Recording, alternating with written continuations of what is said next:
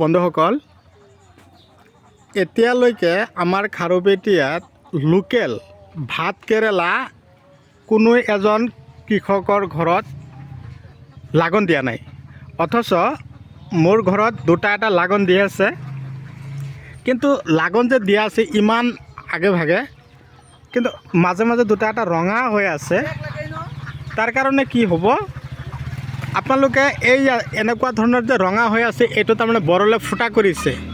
এই বৰলে ফুটা যাতে নকৰে আৰু বৰলক যাতে আমি খেতিৰ পৰা খেদিব পাৰোঁ, গছত যাতে বৰলে আৰু ডিষ্টাৰ্ব নকৰে, তাৰ কাৰণে আপোনালোকে কি ঔষধ দিব, আজিৰ এই ভিডিঅ'টোত আপোনালোকক মই কৈ আছোঁ।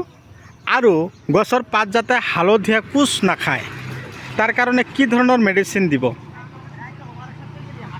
তো এই ভাত কেৰেলাৰ গছৰ যিটো গ্ৰোথ চাব পাৰিছে, গছৰ যিটো গ্ৰোথ চাইছে, একদম পূৰা চিকচিকীয়া।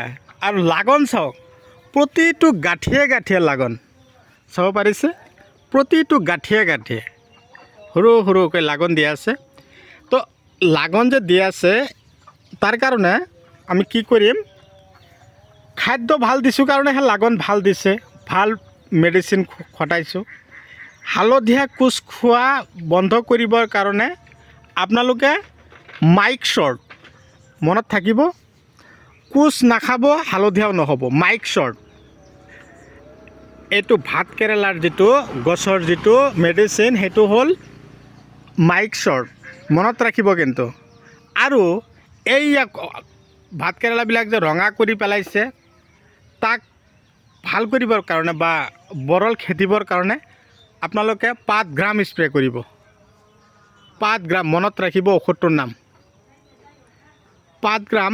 ইমানে ভাল ঔষধ, আপোনালোকে এদিন স্প্ৰে কৰিব, 16 লিটাৰ পানীত 20 ml দিব,